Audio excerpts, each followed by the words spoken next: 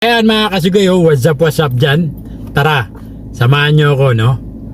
Let's do this, let's go!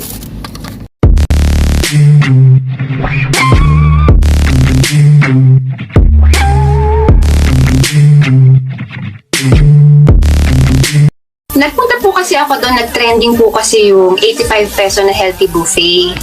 So, ang nangyari, pagpunta ko po doon is, yung mga napanood ko kasing vlogger, merong tilapia, tuyo, okra, tsaka talong, tas may longganisa, at yung iba may egg pa. Pero iba-iba kasi yung sinaserve nila everyday eh. Ang pinaka-common na sinaserve nila, yung tilapia, tuyo, tsaka okra, tsaka talong. Yung po yung apat na hindi normal nawawala. na oh. Pero minsan nagsiserve sila ng longganisa, egg, minsan may dinuguan, minsan may pansit, minsan may egg. So hindi iba-iba po yung araw. So for me, nung nagpunta ako doon, apat lang po yung nadatnan ko. Add pa po natin yung ensalada na on the side. So, parang for me, yun lang naman po ang opinion ko kasi since napanood ko na vlog ng ibang vloggers na sa kanila, more than 4 yung sinerve. Yun po kasi yung concern ko eh, more than 4 yung na-serve. So, so for me, parang kung hindi man lang, kung walang longganisa, walang egg, or walang pansit, somehow, 7 pa rin or 6 putahe pa rin yung i-serve. Kumbaga, para fair naman sa mga ibang dadayo. Kasi na-vlog, kumbaga na-hype eh, nag-viral eh. So, lugi naman po yung mga pupunta ng apat lang yung natikman. Though, hindi naman po ako nagkulang ng sinabi ko na sulit pa rin para sa 85 pesos na healthy buffet na. Yun lang po akin. Nagalit po yung mga ibang tao dahil kasi hindi ka pasalamat. May kinain ka ng tilapia, may kinain ka ng tuyo. Hindi naman po yun yung point ko. Thankful naman po ako doon sa naabutan ko. Hindi ko naman binash yung tilapia, hindi ko naman binash yung tuyo. Ang point ko is yung para sa mga viewers ko na dadayo kasi marami po nanonood sa akin eh. So, ayokong ma-mislead sila na okay, galing pa akong Cavite, galing pa akong ganitong lugar. Tapos ang madadatnan ko, apat na putahe lang. Tapos bakit sa vlog nito may longganisa, may egg? Para hindi na po sila mag-expect. Tapos, ayun nga po, nagagalit sila sa akin kasi siniraan ko daw yung restaurant. Alam ko, aminado naman po ako kasi medyo yung mga salita ko nung time na yun eh, hindi, kumbaga pwede ko pa siyang gandahan. Kasi sa huli ng video ko po sinabi ko na parang kung malayo yung lugar mo, kahit huwag ka na lang pumunta, magluto ka na lang sa bahay. Parang ganon, dun po sila nagalit. Parang in-encourage ko daw na huwag nang pumunta. Tapos sabi ko kasi rin sa bandang huli, for me, okay naman yung experience, pero hindi na siya para balikan ko at i-recommend ko. Yun po yung dun sila galit na galit sa akin. Oh, let me just react, no, Lane? Kasi napanood namin ni Julius. Kasi nga, tataka kami, bakit may galit na vlogger sa'yo na parang ang laki-laki ng kasalanan mo. Sorry, nakalimutan ko na yung name niya. No? Talagang ginamit niya yung... Ang dami pa po nagme-message sa akin, sana makunan ka, mamatay ka na. Doon lang po, talaga yan. ako na-affect. Hindi naman tama na yan. Pati idamay niyo pati yung baby. Kasi sa tiyan ni Lane, pangit naman. Wala pong problema. Grabe Kasi, naman itong mga netizens, masyado namang pangit yung ganyan, no? Na lang, yung makapag-bash Mamo, bigyan natin ng konteksto rin, no? Kasi actually, napanood ko rin at maraming nag-comment. Meron nga isa, very objective ang comment, no? Very objective talaga. Si Bobo, Bobo something, yung meron silang parang drink, nakalimutan ko lang, no? Napaka-objective ng kanyang Ang sinabi lang naman, pinoint out lang naman niya is kung hindi nagustuhan, like for example ni Lane personally, sana hindi na diniscourage. Yun yung yung parang dun talaga na off yung okay yung tama, actually tama nga, honesty, maganda yung objective comment. Hindi yung kinain mo kahit na hindi mo gusto, nagpapanggap ka lang para hindi masira or let's say yung Pero yung hindi doon nag-react talaga sa point na wag na kayong pumunta dito, wag na kayo kumain dito. Yun lang ang actually ang dahilan kung bakit maraming nagalit. Hindi sa actually yung sinabi niya sa iba kung sulit ba o hindi. Kasi yung sulit o hindi, perspective yan ng isang tao eh. Pero yung part lang na yun, ang doon ko nakita na nag-react ang mga tao. For that vlogger, maybe. Pero ako, I have a different take on Hindi. it, Lane, Hindi for that vlogger. Sa karamihan. Yan yung mga comments na sana hindi ka na nag-discourage. Ito lang, opinion ko, ganito. O sige, nasa sa inyo na yan kung gusto nyo pumunta dito o hindi. Di ba? Parang open-ended.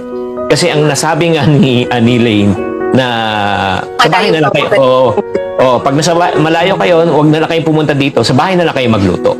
I think your point is, kung ikaw ay mamamasahe pa, dahil mayroon kang point dun sabi mo, dinadayo, di ba? Ang point mo, I think, is for the people na dadayo pa. Yes, yung mag-i-effort, Chinky, mamamasahe, magagasolina. For 85 pesos, yes, mura yung agree ako dyan, bongga nga gusto mo ma-experience yung 85 pesos lang. Pero kung sa tingin mo ikaw, no, hindi sulit, wag na silang mag-effort pa kasi masasayang lang yung punta nila, yung gasolina, yung pamasahe and effort. Yun ang I think ibig mong sabihin. Yun. Ang kulang lang siguro sa iyo, Lane, sabi namin ni Julius, siguro dapat siningit ni Lane, nagtanong ka sa waiter, sa manager o sa owner. Sana sinabi mo, may konting banter, no? Ay, nakita ko kasi sa ibang vlog may longganisa. Ba't wala ho kayong longganisa today? So, bibigyan mo ngayon ng chance yung owner ng restaurant mag-explain. Malalaman ngayon sa vlog mo kung bakit that day wala yung longganisa. Yun ang medyo kulang mo, Lane. So, next time, diba? Next time, pag pumunta ka sa ibang mga restaurants, to be fair din sa owner ng restaurant na yun nga, nagluluto, nagpapakahirap, iniinganyo yung customers, di ba yung ganon, meron sila agad side doon sa nakita mong mali sa vlog. Yun lang yun, Chinks. Yun lang, pero for Ayan, no? Makikita mo, in-interview si Lane Bernardo, no? But para sa akin, nakita mo, nagsalita uli siya, no?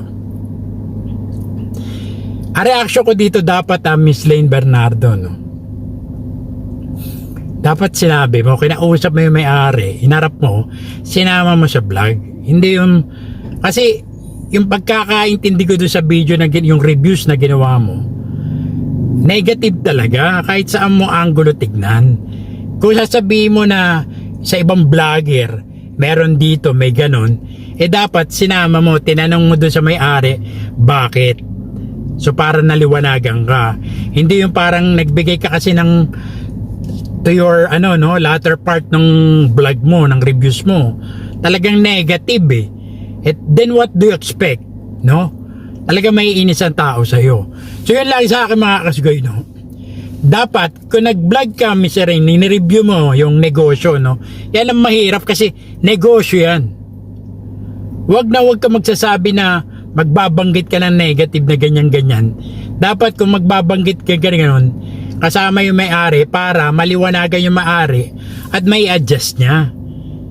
Kasi negosyo yan, masisira yung banat mo, especially ang dami mong followers. No, ang dami nanonood sa'yo, ikaw na nga nagsabi. Nakakasira yun sa negosyo. Pero kung tutuusin, based doon sa negosyo nila, panalo na. Kahit na 4 na putahe pa lang yan na hinain sa'yo, panalo ka na dahil babalik-balik ka hindi mo naisip yun, no? Yung promo na yan, yung buffet na yan, wala ka na makikitang ganun, di ba? Doon pa lang, talagang ikaw congratulate mo yung nagnegosyo na yun. Bakit? Kung tatanayin mo, dapat tinanong mo pa kung may kinikita pa yung dun kasi buffet yan. Buffet. Kumbaga unlimited, di ba? Kung maka-4 na tilapia ka, panalo yung 85 pesos, sulit na As in, sobrang sulit. Kaya huwag mo sasabihin na parang 4 na putahe lang, nanood ka sa ibang vlogger. Dapat hindi ganun Food vlogger ka nga may sarili kang reviews. Hindi mo i-base doon sa mga nauna. Di ba? Ikaw yung sariling content creator, yung pala, kukopya ka doon sa dapat ganito rin. Kung ganun yung gusto mong mangyari, na hindi ina-expect yung pagkain na dinatnan mo, dapat doon ka sa may-ari, sinama mo sa vlog mo para at least ma-adjust nila. Hindi yung nag-negative thoughts, nag-views ka dyan masisira talaga yung negosyo. Isipin mo naman, kumbaga wala na nga atang kinikita doon sa unlimited na yan di ba? Tapos 85 pesos lang, paulit-ulit na ako, no? Doon pa lang panalo ka na. So tapos, yung pagkasabi naman sa'yo na na mamatay ka na, makunang ka, mali yun. So yun ang mga kasugoy, mga kaibigan, no? Huwag nating gagawin yun, no? Kung may negative views tayo na gagawin, yung reaction, huwag naman yung salagang sobra-sobrang ganun, mamatay ka na. Mali yun. In fairness naman kay Elaine, na pinagdaanan niya yun, no? Kasi yung mga nambabas na ganyan, talagang hindi mo makokontrol yan. Kaya, eto lang masasabi ko mga kasugoy, no? Eto, lesson learned to sa mga vlogger, no? Na kapag gagawa kayo ng reviews, especially sa mga, may mga negosyo na ganyan, company, no? Ingat. Pag-aralan nyo maigi. Otherwise, kausapin nyo yung may-ari behind the camera, no? Huwag nyo na isasambula sa buong mundo sa vlog nyo kasi talaga makakasira yan, no? Hindi nyo malalaman yung reaction yan, no? Talaga makakabash kayo dyan, ibabash kayo dyan, especially kung dinudumog nga yung yung mga isang no, especially sa karinderya na yun, marami tinatangkilik talaga therefore doon pa lang makikita mo na panalo na. So yun lang na mga kasugoy, no? Comment down below, no? Gusto ko malaman yung mga reaction nyo. Hanggang sa muli, ito po si Cesar Castillo Jr. nagsabing tirahin mo na yan at baka tirahin pa na iba. Until next time, sugoy, peace out.